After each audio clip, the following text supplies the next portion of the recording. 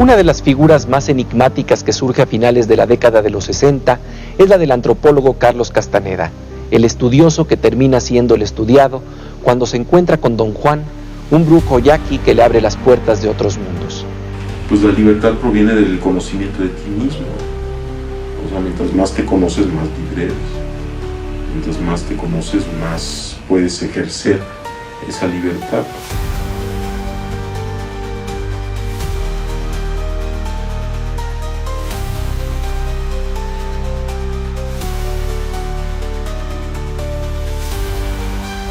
Carlos Castañeda, para muchos un genio de la literatura, para otros un nahual con conocimientos y capacidades fuera de lo ordinario, y para unos cuantos, alguien egomaniático, obsesionado con el poder y el control. Por otro lado, Jacobo Gringer, el científico esotérico que reveló secretos sobre el cerebro y la consciencia adelantado a su época. ¿Qué misterios se esconden en la relación de estos dos personajes? ¿Tuvo algo que ver Clare-Green y el grupo de discípulos del conocido Nahual de Tres Puntas en la desaparición repentina del Dr. Grimberg? Nuevos testimonios revelan detalles al respecto. ¿Tú qué piensas que sucedió? Déjanos tus comentarios y no olvides darle like al vídeo y suscribirte al canal. Comenzamos.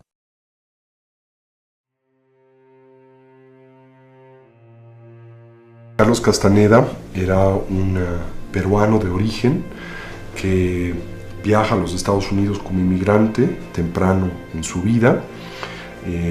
Se educa en los Estados Unidos, primariamente en Los Ángeles. Eventualmente hace un doctorado en antropología en la Universidad de California, en Los Ángeles, y como tesis doctoral presenta un libro que se ha convertido en un clásico de la literatura, de la contracultura de la década de los 60, intitulado Las enseñanzas de Don Juan. Entonces, cuando yo pude establecer contacto con Castaneda y me pidió que invitara a gentes que le podrían interesar, escuchar, conocerlos personalmente, fue cuando ya invité a Jacobo y se estableció una relación magnífica porque Jacobo tenía una posibilidad de hablar con él en términos tan profundos del conocimiento que el mismo Castaneda se sorprendía, lo aplaudía y le iba diciendo: a ver, ¿y qué piensas de esto respecto al camino? Y decía: bravo, bravo, Jacobo. Era sorprendente que viera a Castaneda fascinado con Jacobo, dando su interpretación de los libros. Incluso Jacobo se atrevió a regañar a Castaneda en un momento dado y Castaneda estuvo totalmente de acuerdo. Estoy de acuerdo, fue un error ahí. Bueno, entre algunos de esos encuentros que teníamos varias veces al año con Carlos Castaneda, nos invitó a que fuésemos a pasar unos días con él en Los Ángeles, donde él residía con todo su grupo, y ahí estuvimos aproximadamente una semana, ¿verdad?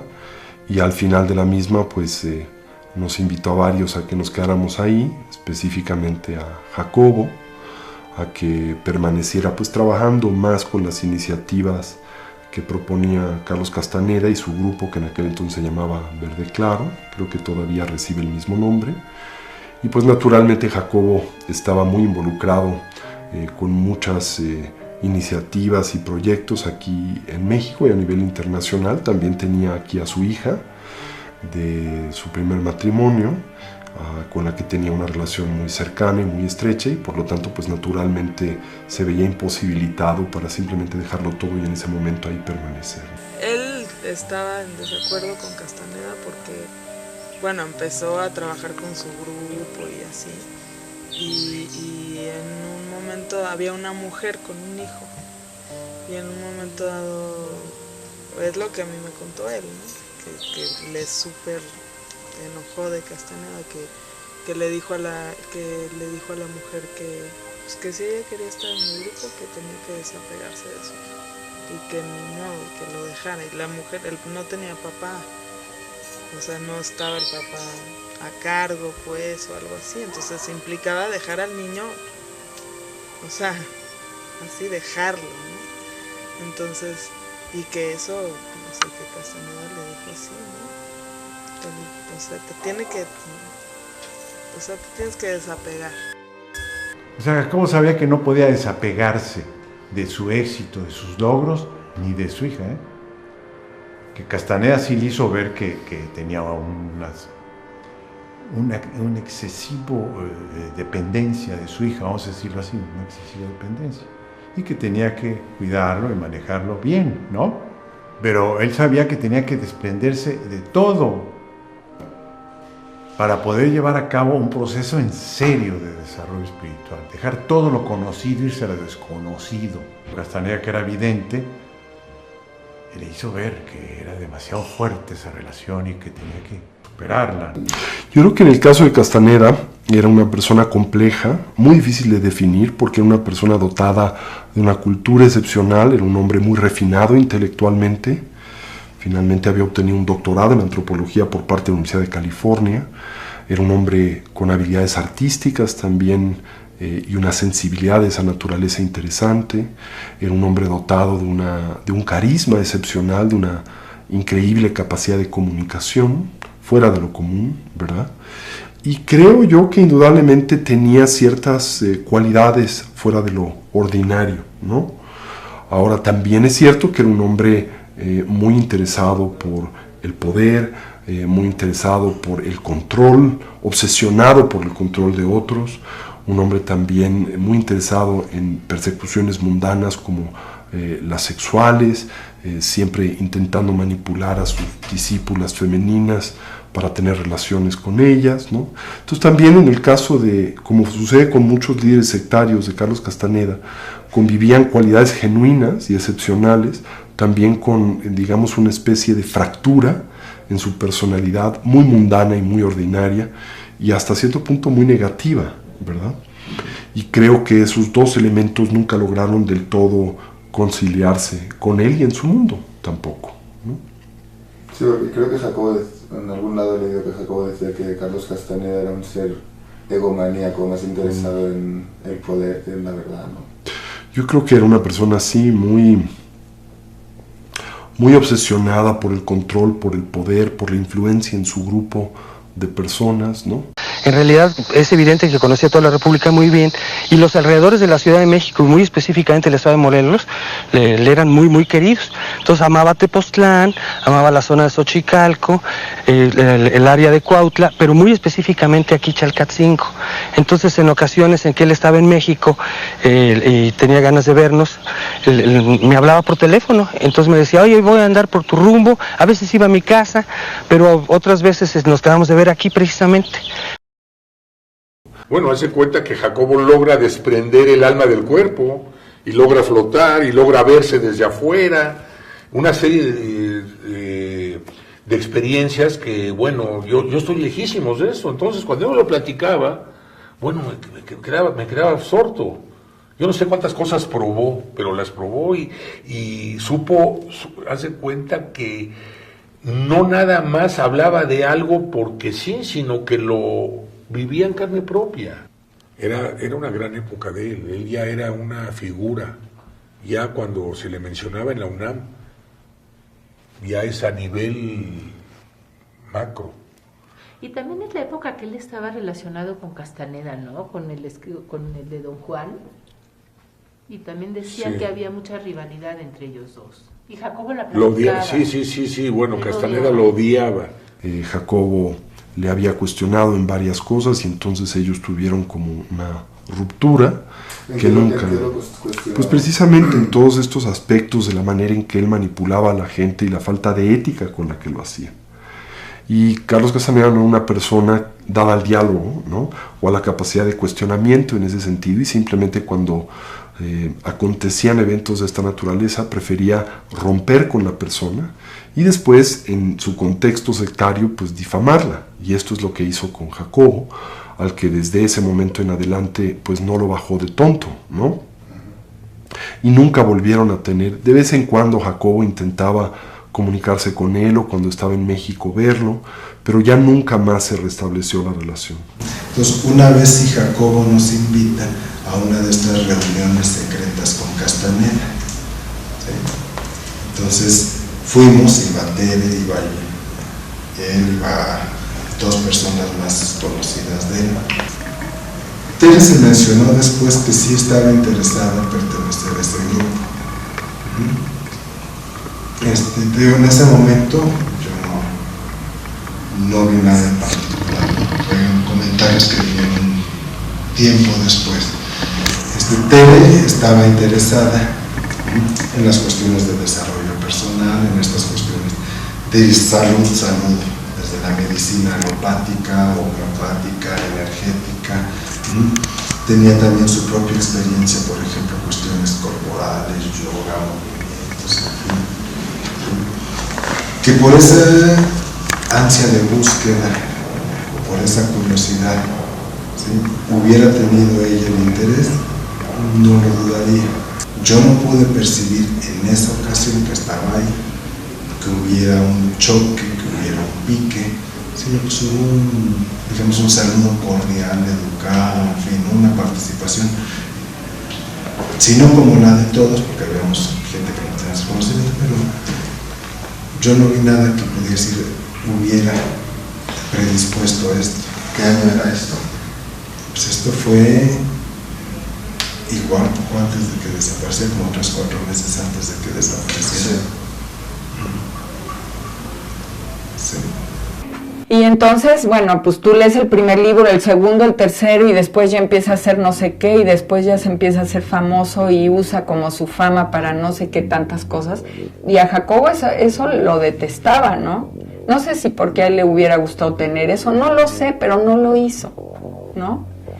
En todo caso... Pero estuvo bastante en contacto con Carlos Castaneda. Sí, estuvo, pero te digo, hubo un punto en el que dejó de estar porque decía que Carlos Castaneda usaba su poder para controlar y que eso a él le parecía que no era libertad. Y una de las cosas que decía mucho él era como, o sea, que ponía mucho énfasis todo el tiempo, era que el camino era el camino del corazón, que no era el camino del poder. Y que Castaneda estaba en el camino del poder y no era lo que le había enseñado Don Juan, que Don Juan le enseñó el camino del corazón. Entonces él como que decía, es que ese es el camino, o sea, no hay que desviarse del camino del corazón. Jacobo tenía un editor en España, no sé quién, y recibe una llamada telefónica un día y estaba muy alterado. Para ver alterado a Jacobo era, bueno, mi experiencia era que era muy difícil. Sí se enojaba y, ¿no?, del tráfico, del papeleo, ¿no?, pero era como refunfuñar, ¿no? Y entonces ya, llegaba y se calmaba, se metía a lo que hacía y tanta, ¿no? Pero realmente enojado, realmente así fuera de sí, solamente lo vi una vez. Y fue justamente en esa plática, le hablan de España, empieza a gritar, ¿no? Entonces estábamos nosotros sentados ahí, se hace un silencio absoluto. No sabíamos exactamente qué estaba pasando y realmente estaba muy alterado. Y lo que decía es, él no respetó no tengo por qué respetar la confidencialidad de este dato, porque él no respetó el acuerdo que teníamos al respecto de guardar en confidencialidad esta información. Así es que públicalo. Yo lo dije, yo lo sostengo, públicalo, tal como te lo mandé. Él decía esto a la persona de España. Y algo más, no sé qué le decía la persona de España, y Jacobo gritaba, no es posible, él es una persona muy terrible, y bueno, adjetivos como descalificando a esta persona. Cuelga el teléfono y daba de vueltas, ¿no? Y recuerdo que bufaba. Entonces estábamos muy tensos, ¿no? Porque no sabía qué estaba pasando. Entonces alguien le dice, y creo que es Marta, la técnica que estaba, le dice, cálmate Jacobo, te ves muy alterado, ¿qué pasa? ¿No? Entonces le dice que esta persona reveló un secreto de Jacobo en España, en una entrevista. Y entonces Jacobo quiere publicar la parte que le dice el secreto. La quiere publicar por escrito, y parece que ahí hay el editor le dice que no lo haga porque lo puede meter en un problema legal, ¿no? Y la información que quiere publicar Jacobo es que esta persona le confiesa que mata a un chamán en un estado de trance, ¿no? Que estando él, que propositivamente lo mata, ¿no? Y se lo confiesa abiertamente. ¿Pero cómo lo mata? Esta persona mata al chamán. Ahorita no recuerdo bien cómo es el detalle de eso, pero lo que dice es que él me confesó que lo había matado y lo mató nada más por practicar y ver qué se sentía y jugar con eso. Pero lo mató, digamos, de alguna forma brujeril, por entendernos, o...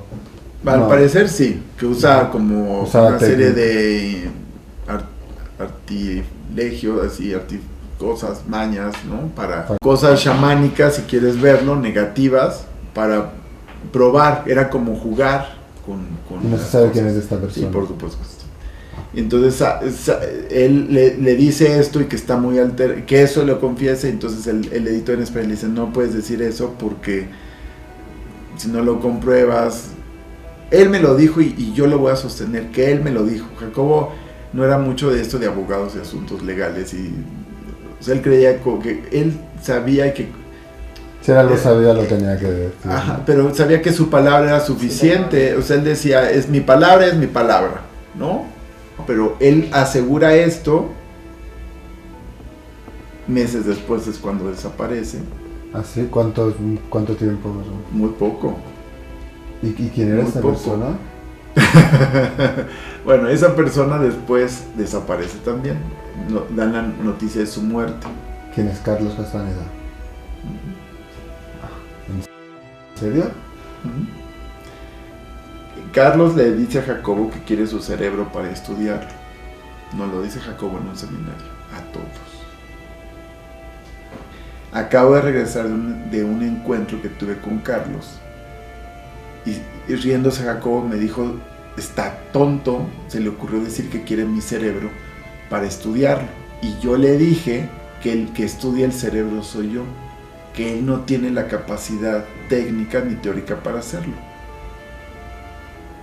Y entonces me dio risa y se rió.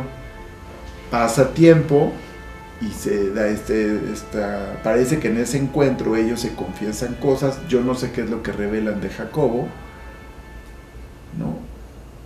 Porque nunca supimos qué fue lo que revelan en España, qué es lo que Carlos revela en España de Jacobo, que era privado. No lo sé. Pero lo que sí sé es que él habla de Carlos Castañeda y dice todo esto al respecto, ¿no? Yo pienso que Greenberg también era un ego desbordado. Creo que el riesgo siempre de trabajar con el espíritu, por ahí tenemos la advertencia de que lo más peligroso que existe es el espíritu. El riesgo de trabajar con el espíritu para una psique relativamente normal es una descompensación o pérdida de sentido de realidad. Sin embargo, si uno lee a Castaneda y lee a Greenberg, se da cuenta que en efecto está delante de un brujo que es Castaneda, y que Greenberg, mal que bien, es un hombre que abiertamente está buscando las cosas que él busca. La pregunta sería, bueno, ¿por qué a Castaneda le resulta necesario suprimir, desaparecer a Greenberg? ¿En qué medida él estaba metido en estos mundos alternativos que podríamos llamar mundos brujeriles? A menos que haya sido una guerra de brujos, cuyo lenguaje, cuyos términos son desconocidos para nosotros, yo no veo razón para que uno pueda pensar que Castaneda estaba interesado en suprimir a Greenberg. Yo entiendo que la gente de Carlos Castaneda usaba hierbas de poder, ¿no? Y entonces si había cosas secretas entre todo esto, y si alguien interviene a mostrar lo que había, a lo mejor siente que están contra sus intereses, ¿verdad? Y ya cuando hay brujos que manejan plantas de poder o todo esto, distorsionan muchas cosas. Y se puede volver peligroso, ¿no? Como se pueden volver las pasiones. Y yo creo que en este mundo se puede manejar todo. Hubo incomprensiones de parte de Jacobo del fenómeno Castaneda, que puede tener elementos muy difíciles a veces de entender, contradictorios, ¿no? Castaneda, la meta es llegar a la conciencia total, es decir, esa conciencia donde uno está percibiendo toda la realidad y otros mundos de la realidad. Eso también lo va a comprender Jacobo, ¿no? Que hay otros mundos en la realidad. Pues la libertad proviene del conocimiento de ti mismo. O sea, mientras más te conoces, más libre eres. Mientras más te conoces, más puedes ejercer esa libertad. Menos estás sometido a presiones o a aspectos que te evitan ser. Entonces la libertad proviene del conocimiento que tengas de ti. Mientras más conocimiento, más libertad. Si uno lee a Castaneda y lee a Grinberg, se da cuenta que en efecto está delante de un brujo que es Castaneda, y que Grinberg, mal que bien, es un hombre que abiertamente está buscando las cosas que él busca. La pregunta sería, bueno, ¿por qué a Castaneda le resulta necesario suprimir, desaparecer a Grinberg?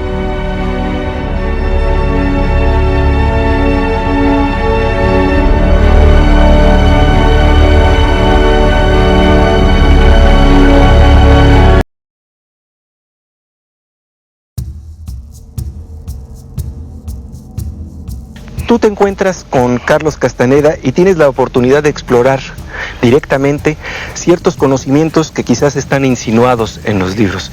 Háblanos un poco de este mundo que exploran ya en la charla, ya en corto. Precisamente por las necesidades de Don Juan se especializaba en pasar inconspicuo. Entonces él decía que tenía que tener un trajecito como de cualquier ejecutivo con su portafolio, ni siquiera muy elegante, ¿verdad?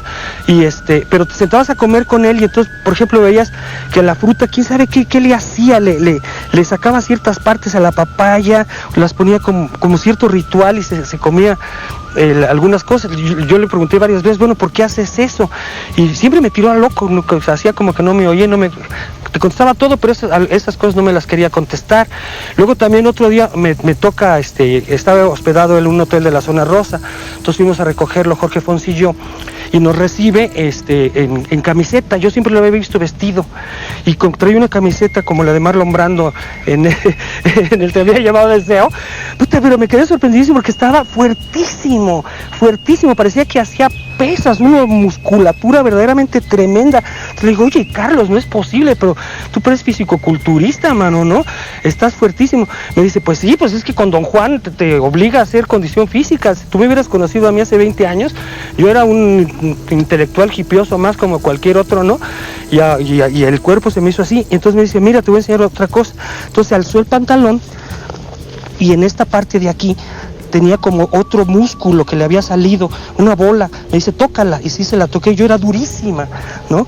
Y entonces me dice, esto solamente lo puedes, ese músculo solamente te sale cuando practicas la famosa paso del poder, el que consiste en confiar en los poderes de Don Juan y correr en la noche casi alzando las piernas hasta lo más posible a la altura del pecho. Entonces van corriendo a toda velocidad en la oscuridad absoluta y algo los guía, que no caen en ninguna brecha, no caen, se pegan en ningún peñasco, no se atoran contra... Estamos hablando de que esas caminatas podrían haberse dado en este sitio. Es muy factible, claro, perfectamente bien.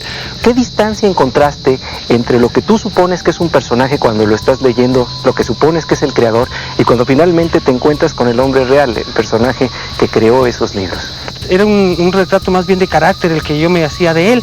Físicamente nunca me lo llegué a imaginar, y ya cuando lo vi en lo personal, de alguna manera yo pensé, dije, bueno, pues sí, este es Carlos Castaneda, sí, que cae muy bien en lo que yo nunca supuse que sería, pero aún no suponiéndolo, como que así debería de ser Carlos, ¿no?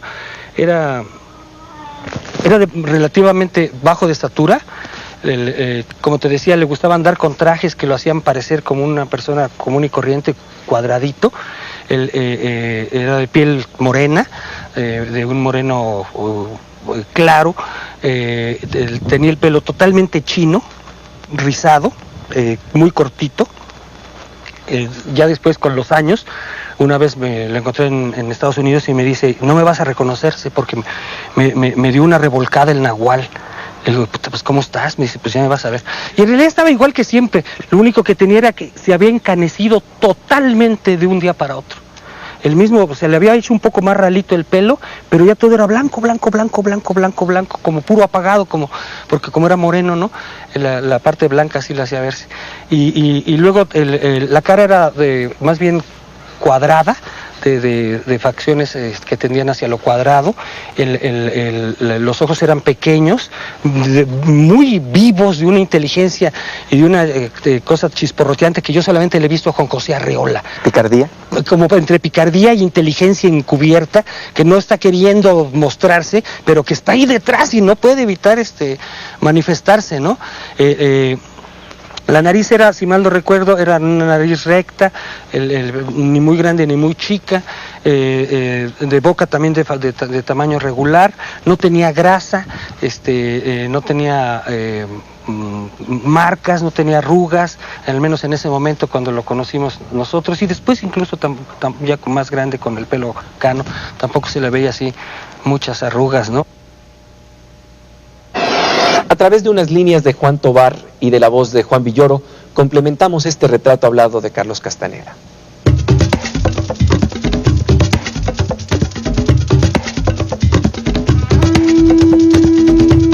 Es un tipo de aspecto más bien andino, me decían un hombre de rostro indígena, pero más bien como de zonas como Bolivia, por ahí, que no dejaba de dar consejos todo el tiempo. Por ejemplo, si tú estabas comiendo unos tacos con él, te decía: no le pongas tanta sal, la sal hace daño, cuidado con el picante, te irrita. O sea, era gurú hasta en las cosas más cotidianas.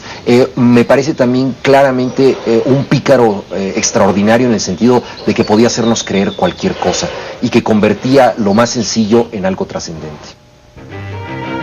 Juan Carlos Quirarte, perito de la Procuraduría General de Justicia del DF, dibuja el retrato hablado de Castaneda con base en las descripciones de José Agustín y en las siguientes líneas escritas por Juan Tovar. En mi recuerdo, de hace 20 y tantos años, Carlos Castaneda es de corta estatura, complexión robusta, color moreno, cabello crespo y fisonomía mestiza. Podría, verosímilmente, ser nativo de cualquier país latinoamericano, pero quizá no tanto de Brasil, que él decía, como de Perú, que se ha dicho, o de México, que oí decir.